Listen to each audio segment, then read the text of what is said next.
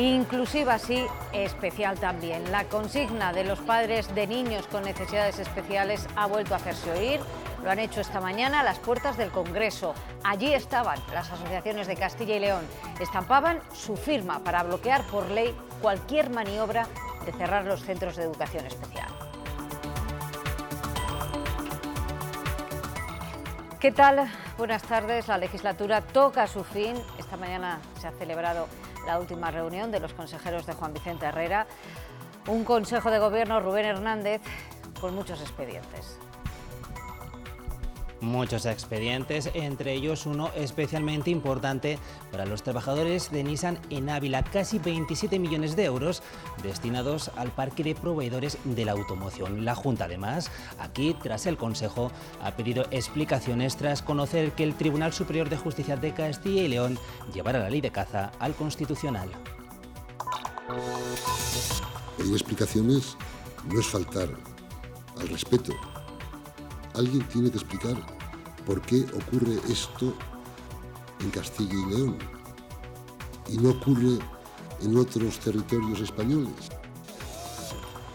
La campaña electoral nos deja hoy esta imagen, dos candidatos coincidiendo en el mismo sitio y a la misma hora. Luis Tudanca y el líder de UPL se han encontrado en el mercado de Cistierna, en León. En el caso de este último no es raro porque es su pueblo, el pueblo de Luis Mariano Santos. Y el Supremo, que contesta a Batet, recuerda que el Congreso es quien debe suspender a los diputados independentistas en prisión preventiva. Pero no todos en la mesa del Congreso interpretan el reglamento de la misma forma. PSOE y Podemos piden tiempo, mientras PP, Ciudadanos y Vox exigen la suspensión inmediata. Y acabamos de conocer novedades en el caso del escayolista asesinado en Miranda de Ebro. Leticia Gutiérrez. Parece ser que hay varios detenidos hasta ahora. Sí, hay 7 personas vinculadas con ese asesinato, todas de la misma familia. Se trata de 4 hombres y 3 mujeres. Entre ellos se encontraría el presunto autor material de los hechos de ese asesinato de Fernando Martín, vecino de Miranda de Ebro. Luego volveremos a Miranda de Ebro y también nos pararemos a ver algunos de los muchos espectáculos de teatro de calle que se pueden ver estos días en Valladolid. Esta mañana nos contaban una historia de marginación y discriminación y anoche lo que se veía era esto, acróbatas haciendo piruetas imposibles en el espacio del lago.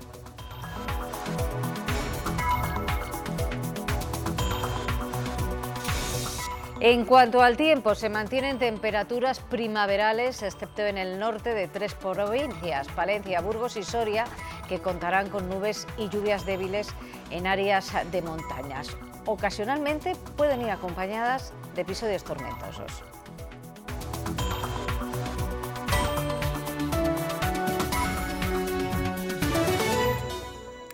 Los consejeros de Juan Vicente Herrera se han reunido esta mañana por última vez antes de las elecciones autonómicas del domingo. Ha sido un consejo de gobierno denso, repleto de expedientes, a los que se quiere dar salida antes de que acabe esta legislatura. Entre ellos, Rubén, buenas tardes otra vez, de nuevo un impulso al parque de proveedores de Nissan. Impulso muy importante, Nati, nada menos que 26,8 millones de euros destinados a la primera nave del parque de proveedores del sector de la automoción. Una noticia muy esperada en Ávila y especialmente muy esperada por todas las familias de los trabajadores de Nissan que de esta forma ven su futuro de una manera más tranquila. Los asuntos económicos han marcado el último Consejo de Gobierno antes de que el Ejecutivo Regional pase a estar en funciones. Hasta 10 expedientes de la Consejería de Economía y Hacienda han recibido este jueves el visto bueno, entre ellos uno muy esperado, el que afecta al parque de proveedores de la automoción en Ávila. En total, 26,8 millones de euros destinados a la ejecución de la primera nave de ese parque, del que están muy pendientes los trabajadores de Nissan. Da tranquilidad a mucha gente, muchas familias de Ávila que están permanentemente ocupadas y preocupadas por por el futuro de Nissan. Entre las inversiones aprobadas en sanidad, 3,5 millones de euros para la central de esterilización del Hospital Clínico de Salamanca y en el área de familia más de 1,2 millones para ampliar la financiación destinada a víctimas de violencia de género. El de este jueves ha sido uno de los consejos de gobierno más extensos de los últimos tiempos, algo que el Ejecutivo explica así. Hay algunos expedientes que no se podrían haber aprobado en funciones, ¿no? Tiene límites que hay que respetar siempre, y siempre lo hemos respetado, ¿no? El Gobierno regional pasará a estar en funciones la próxima semana y un poco más adelante, el 14 de junio, está previsto el cese del vicepresidente de la Junta y la consejera de Economía y Hacienda, ambos actualmente en las listas del PP al Ayuntamiento de Valladolid. El portavoz del Ejecutivo también se ha referido a la decisión del Tribunal Superior de Justicia de Castilla y León de trasladar la recientemente aprobada Ley de Caza de la Comunidad al Tribunal Constitucional. El Gobierno regional recuerda que siempre respeta todas las decisiones judiciales, pero también pide explicaciones sobre esta. Es una situación un poco absurda, ¿no? Que se pueda cazar en otros territorios y que en Castilla y León no se pueda cazar. Alguien se lo tiene que explicar a los que trabajan y viven del medio rural. Alguien se lo tendrá que explicar. Y no el PACMA, ¿eh? Izquierda Unida agotará la vía judicial en el caso de la hipoteca del Torreón de Lozoya, en Segovia. Lo hará con un nuevo recurso ante el Tribunal Europeo de Derechos Humanos. Se acogerán al artículo 6 del convenio de esta institución, que aboga por un procedimiento legal equitativo y justo. Entendemos que ese artículo 6 del Convenio Europeo de Derechos Humanos ha sido vulnerado por las instancias nacionales y esperamos tener una sentencia satisfactoria que dé lugar a un resarcimiento de la sociedad segoviana, que ha tenido una pérdida patrimonial importante, del todo injustificada. Y nueva sentencia judicial a favor del Ayuntamiento de Valladolid por la remunicipalización del agua. El Tribunal Superior de Justicia ha desestimado el recurso de apelación que interpuso la empresa que gestionaba el servicio anteriormente, Aguas de Valladolid. La sentencia no es firme y cabe recurso de casación ante el Tribunal Supremo. Mala, así ha calificado representantes de Asaja la cosecha que viene este año. La producción apenas llegará al 60% de la media de la última década. No pagamos el año pasado lo que debíamos del 17 y este año ya no sacamos los costes de producción. Va a ser una situación problemática, como he dicho, para muchos agricultores y ganaderos, que además de no sacar lo que han gastado este año en hacerla producir, van a tener que pagar lo que se debía del 17. Educación inclusiva y educación especial, dos buenas opciones. Bajo ese lema, la Federación de Enseñanza del Sindicato USO se ha plantado esta mañana delante del Congreso de los Diputados para mostrar su rechazo a la propuesta de reforma de la LOMCE, que amenaza con el cierre de los centros de educación especial. Eduardo Martínez congresa una reclamación avalada por 300.000 firmas.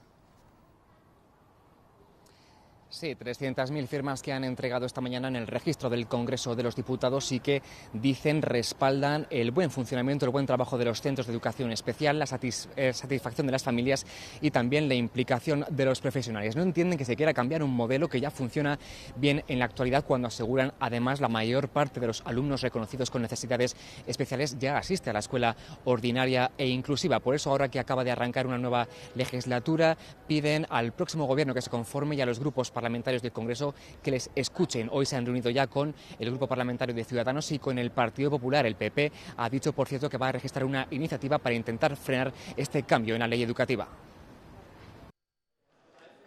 Son las 300.000 firmas que piden al Congreso que dé marcha atrás en la reforma de la ley educativa que plantea incluir a los alumnos de educación especial en la escuela ordinaria. Tanto familias, profesionales y nuestros alumnos pues estamos muy implicados en que esta modalidad de escolarización siga. Se preguntan por qué se quiere imponer otro modelo por la fuerza y sin consenso si el actual funciona. Estamos muy bien, allí nos formamos y no queremos que lo cierren. A esas personas que se han metido con ellas y todo eso pues se sienten bien. Si sale adelante el proyecto de ley, advierten, cerrarán algunos centros de educación especial, otros tendrán un papel menor. Quedarían reducidos simplemente como centro de referencia, tampoco se sabe muy bien, como centro muy especializado. Creen que la educación inclusiva y la educación especial son compatibles y que las familias deben poder elegir. Inclusiva sí, especial también. Así se lo transmiten a los grupos parlamentarios. Vamos a presentar una iniciativa que recoge aquello que acordó el Congreso la semana pasada y que incida especialmente en frenar la voluntad que tiene este Gobierno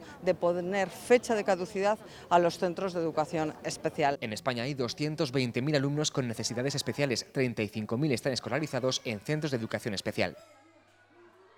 En la última reunión de ministros de Educación de la Unión Europea celebrada ayer, Isabel Celaá, la ministra en funciones de Educación de España, ha destacado que la educación inclusiva va a ser una prioridad del Gobierno sin cerrar los centros especiales.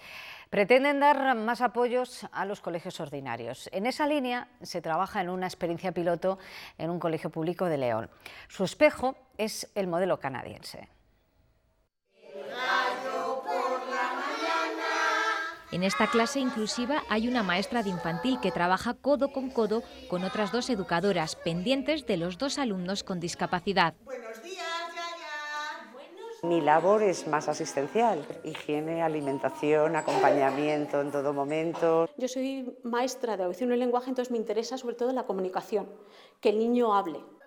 Gracias al apoyo de las especialistas, los dos alumnos con discapacidad aprenden a su ritmo, pero sin separarse del resto de compañeros de su edad. Con apoyos hay muchísima diferencia, los niños son mucho mejor atendidos. Estos dos niños entraron siendo unos niños con unas necesidades importantes y muy poco motivados. Y yo ahora los veo pues con mucha intencionalidad comunicativa, muy integrados en su clase, que es lo importante. ¿Qué color es este? Están aprendiendo los colores en castellano y en lengua de signos, porque es la forma de comunicación de una de las alumnas con discapacidad auditiva. Es muy importante que el resto de sus compañeros los conozcan, porque no solo me voy a comunicar yo, se va a comunicar con el resto de niños. De esta forma, unos aprenden de otros. Para que ellos vayan siendo conscientes de que hay niños que aprenden, que escuchan, que hablan de manera diferente.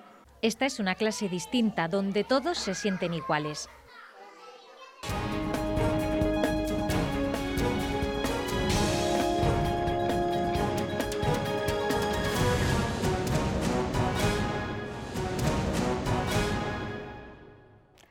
Quedan solo 2 días de campaña y los candidatos no bajan el ritmo. El candidato popular ha estado a primera hora en Salamanca y ahora en Valladolid cumple con distintas entrevistas.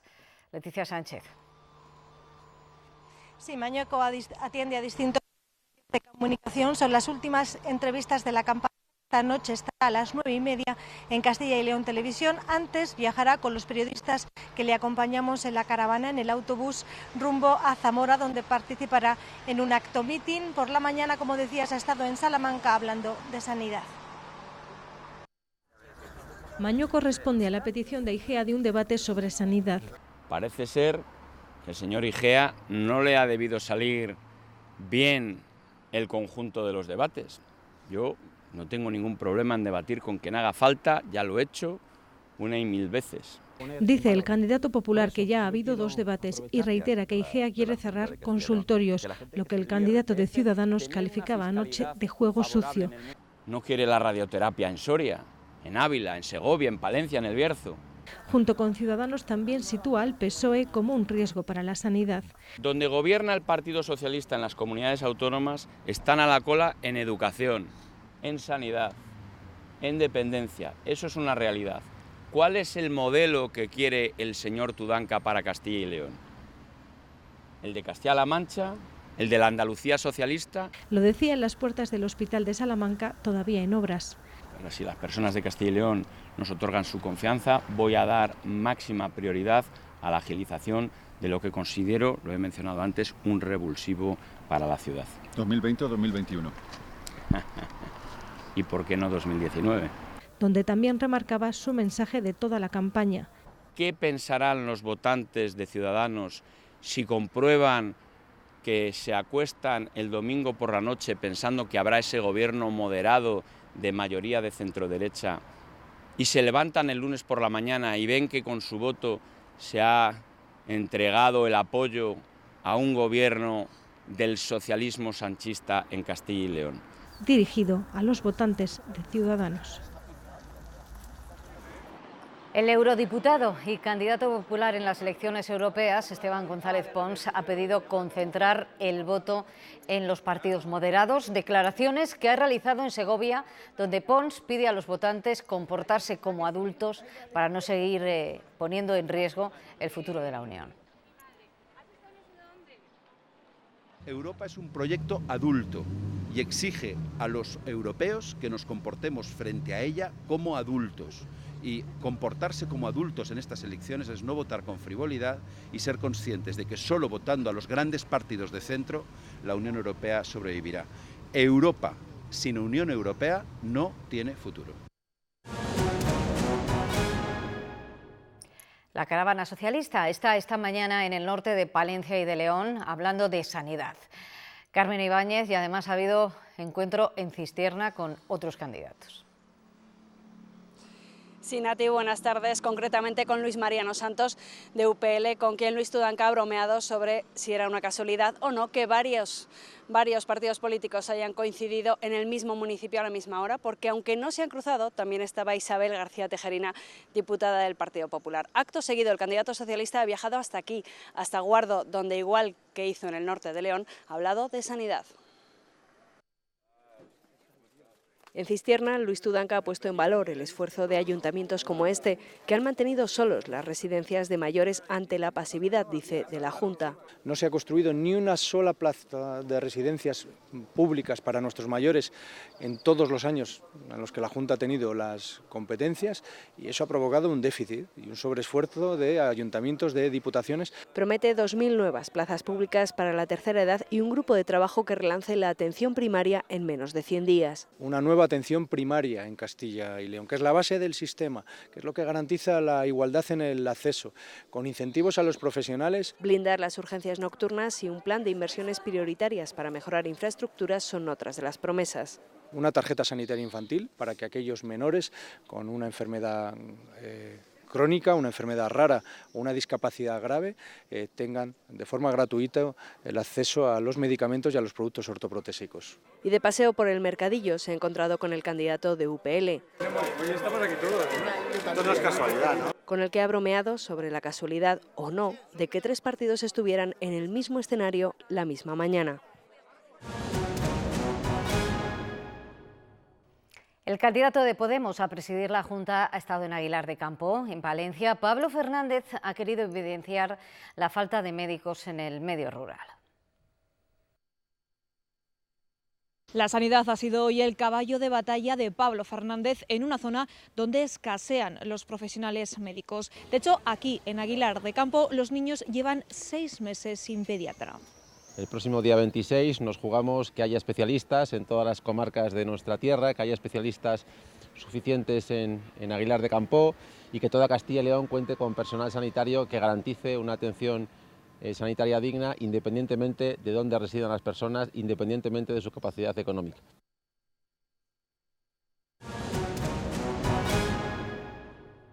Francisco Igea, candidato de Ciudadanos, ha señalado hoy en Benavente que su apuesta para los mayores es menos dependencia de las residencias y apostar por dotarles de más independencia en sus hogares. Evidentemente que las residencias son necesarias, evidentemente que hay casos en los que es necesaria la institucionalización, pero evidentemente que digo y repito, nuestro objetivo político es intentar que los ciudadanos vivan de forma independiente en su casa el mayor tiempo posible. En materia universitaria, el candidato de Castilla y León en Marcha propone mejorar la financiación, el sistema de becas y bajar las tasas. Queremos el primer año de legislatura producir esa caída del 15% que el PP prometió y no ha cumplido.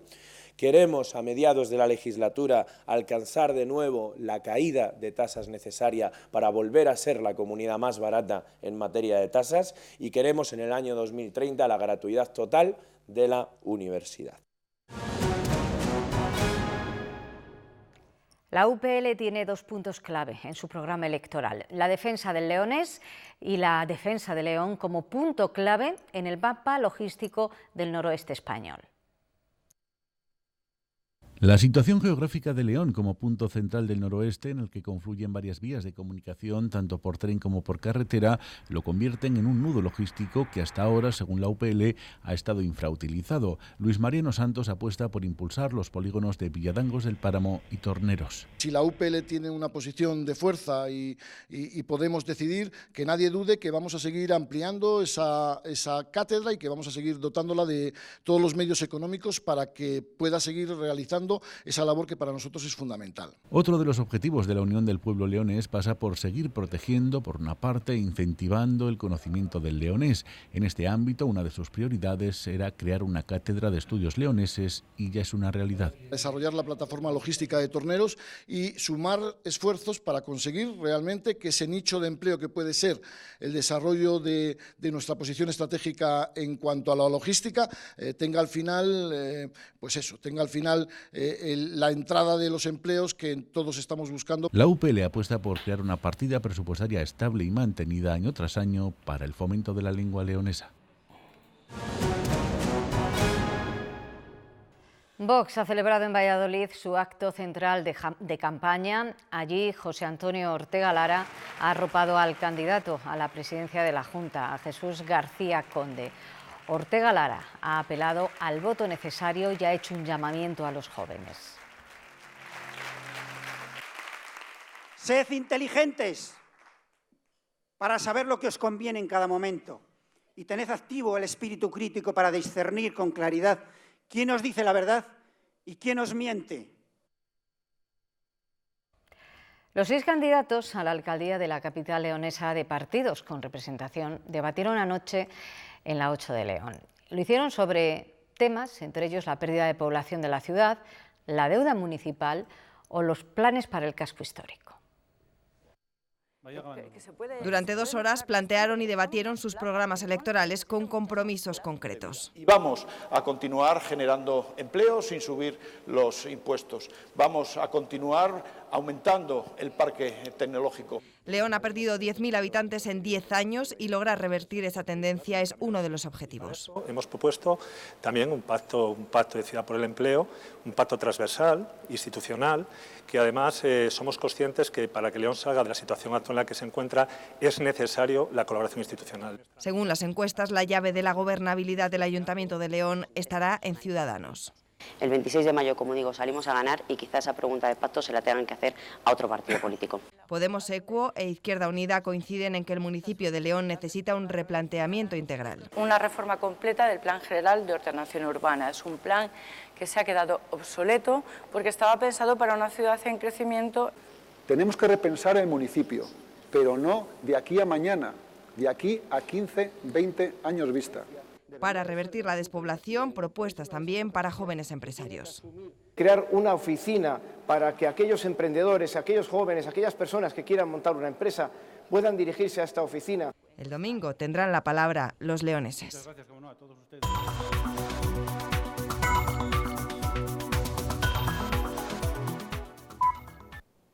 ¿Cómo afecta la despoblación a la elección de representantes? El número de representantes depende siempre de la población. Cuanta menos población, menos representantes en todo tipo de elecciones. Por ejemplo, en Castilla y León, estas elecciones de mayo vamos a elegir 3 procuradores en Cortes menos de las que elegimos en el año 2015, debido a la falta de población en algunas de las provincias. Habrá también el domingo elecciones al Parlamento Europeo, pero hay 2 países que ya han comenzado hoy a votar, Holanda y el Reino Unido. En esos 2 países está la tradición de votar, de decretar las jornadas electorales en jueves. En el caso holandés, el foco está puesto en el avance de 2 partidos de ultraderecha que vencieron en varias ciudades en las elecciones municipales de marzo. Y en Reino Unido parten como favoritos los partidos partidarios del Brexit duro, encabezados por Nigel Farage, aunque los británicos votan a sus eurodiputados con la incógnita de cuánto tiempo permanecerán en sus cargos.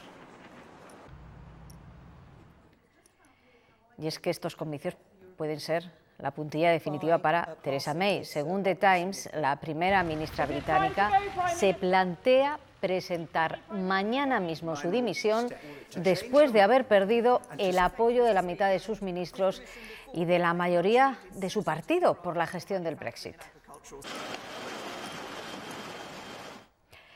El Tribunal Supremo ha contestado a Meritxell Batet de forma contundente. Ha dicho que es el Congreso quien debe decidir sobre la suspensión de los diputados en prisión preventiva y no el alto tribunal, tal y como pretendía la presidenta de la Cámara. Con esa respuesta, la mesa del Congreso ha comenzado a debatir esta situación. En la carrera de San Jerónimo está Eduardo Martínez. Buenas tardes. Sí, esa era la primera tarea que tenía por delante la nueva mesa del Congreso de los Diputados, que lleva reunida desde las 12:30 de la mañana y se ha encontrado con eso, con que el Tribunal Supremo le ha devuelto esa pelota y además le ha dicho que no emitirá ningún informe al respecto y que la Cámara Baja ya tiene su propio reglamento para actuar. El Partido Popular y Ciudadanos exigen la suspensión ya de los diputados que están en prisión preventiva. El Partido Popular dice que si Meritxell Batet, la presidenta del Congreso, no los suspende de inmediato, la reprobará y que además se planteará tomar actuaciones ante los tribunales por prevaricación y desobediencia. Y por su parte, Unidas Podemos no descarta que después de esta reunión la mesa del Congreso se declare no competente para tomar esa decisión. El juez Marchena responde a Meritxell Batet que es el Congreso quien debe decidir sobre la suspensión de los diputados en prisión preventiva, como recuerda que ya le comunicó el Supremo, a pesar de que la presidenta de la Cámara ha solicitado que se pronuncie el alto tribunal. Además, el magistrado añade que no emitirá ningún informe porque dice que sería constitucionalmente inviable. Así, la responsabilidad sobre la situación de Junqueras, Rull, Turull y Jordi Sánchez vuelve a estar en manos de la mesa del Congreso, con este asunto como principal punto del orden del día de su primera reunión, aunque Podemos no descarta que la Cámara Baja no pueda suspenderles. No descartar que la propia mesa asuma que no es competente para la decisión que le ha mandatado el Supremo y, en su caso, estudiar las condiciones de aplicación de la Ley de Enjuiciamiento Criminal y del propio reglamento. Mientras el Partido Popular advierte a Batet. Si no suspende de forma inmediata a los señores presos preventivos por dar un golpe al Estado, el Partido Popular va a pedir su reprobación y se plantea actuar contra usted por prevaricación y desobediencia ante los tribunales. La resolución de este asunto puede retrasar otras decisiones que tiene que tomar la mesa del Congreso, como la composición de los grupos parlamentarios y su ubicación en el hemiciclo.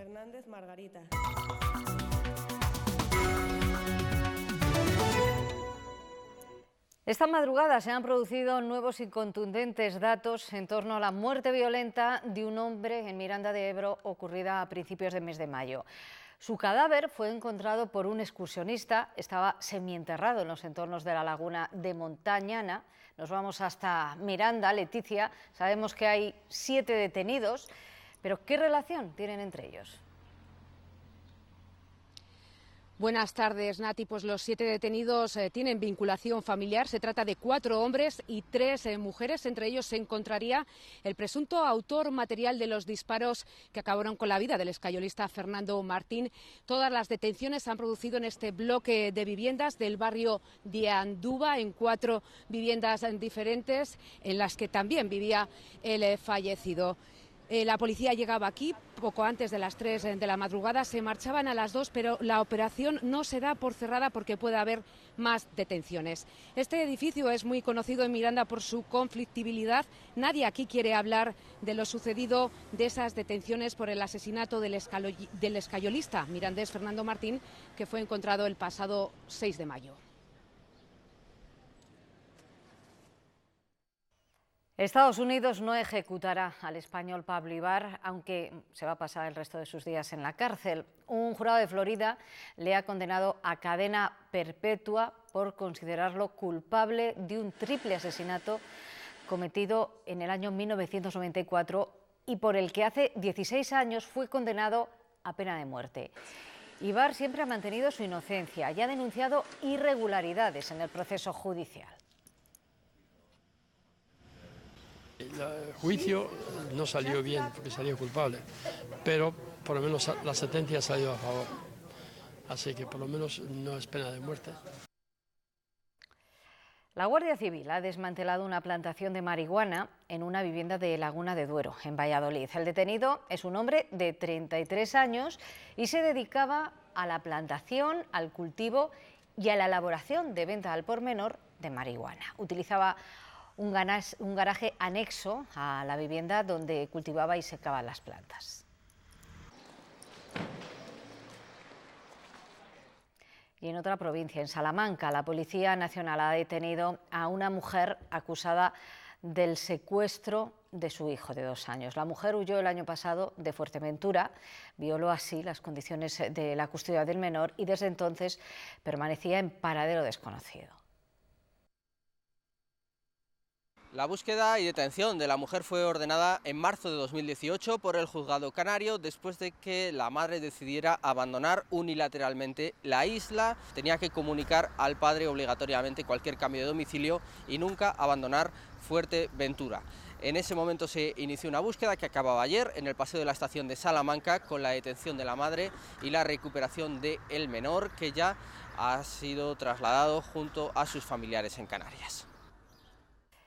El Ayuntamiento de Corullón, en el Bierzo, ha decretado 3 días de luto por el fallecimiento de uno de sus vecinos en accidente de laboral durante la jornada de ayer. Las banderas ondean a media asta en señal de duelo. Los vecinos quieren que se investigue cómo pudo ser atrapado por los rodillos de la máquina. La víctima tenía 28 años y llevaba apenas 2 semanas trabajando en la factoría. Y ha abierto el proceso de negociación del expediente de regulación de empleo que el Banco Santander tiene previsto acometer y por el que se ha comprometido a recolocar al 100% de los empleados afectados que quieran seguir trabajando. En una propuesta inicial, la entidad financiera proponía la supresión de 3.700 puestos de trabajo y el cierre de 1.150 sucursales. Ahora tiene 30 días de plazo para llegar a un acuerdo con los sindicatos. El pasado 1 de febrero se aprobó el Tratado Comercial entre la Unión Europea y Japón. Eso ha supuesto la liberación de aranceles. Según el ICEX, el organismo que ayuda a impulsar las exportaciones, las ventas al país asiático de las empresas de nuestra comunidad podría llegar a duplicarse.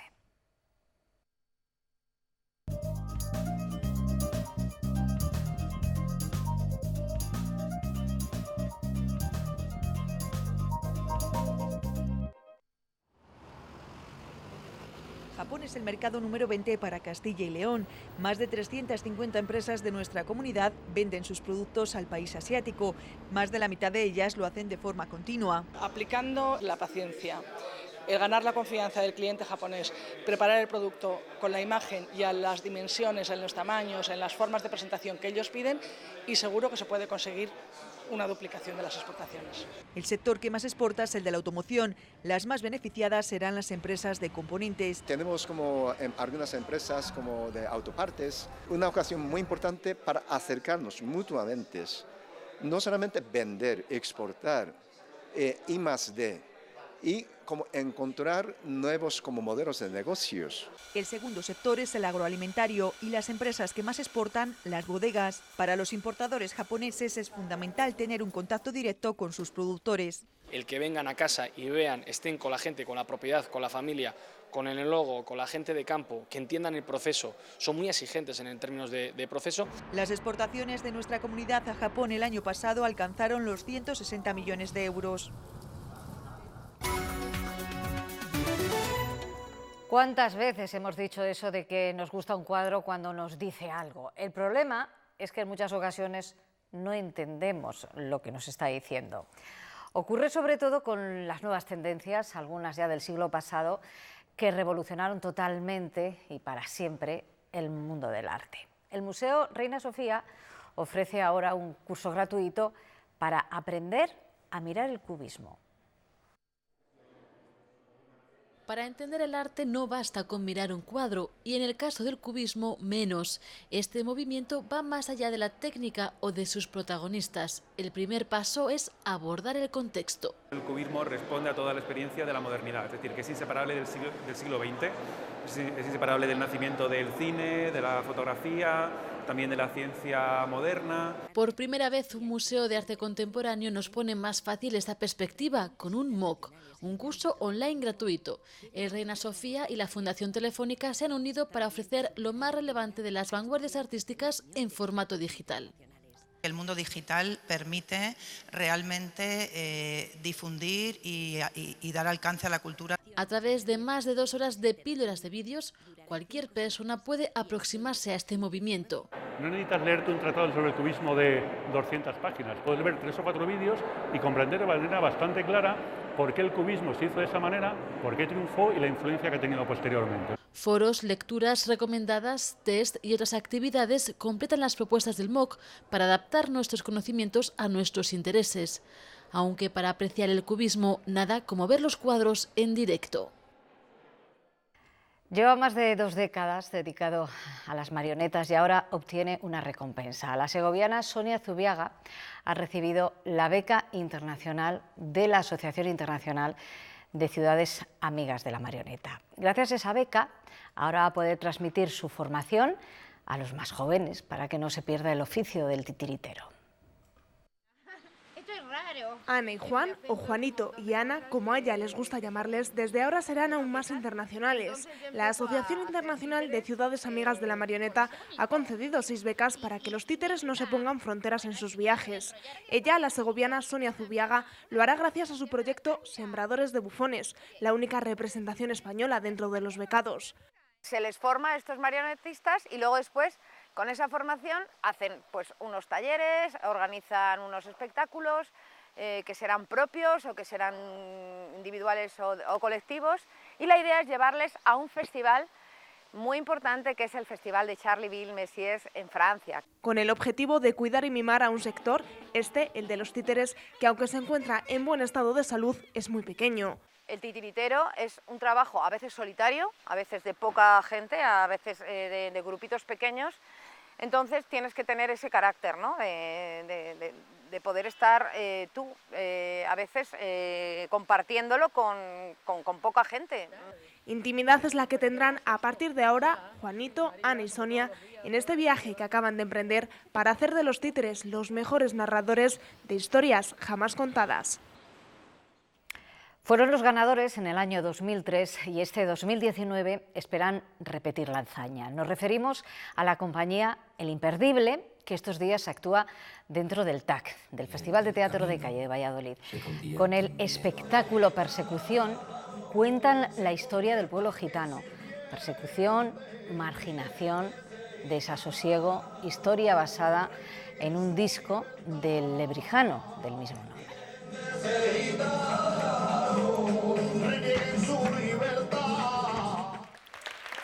Y anoche, 7 acróbatas australianos desafiaron sus propios límites físicos en el Lava de Valladolid. Al ritmo de percusión en directo, sorprendieron al público con equilibrios, saltos y acrobacias frenéticas. Las combinan con humor y teatro. A Simple Space es su segundo montaje. Han recorrido 14 países y han ganado premios en varios festivales internacionales. Con ellos les dejamos hoy. Adiós.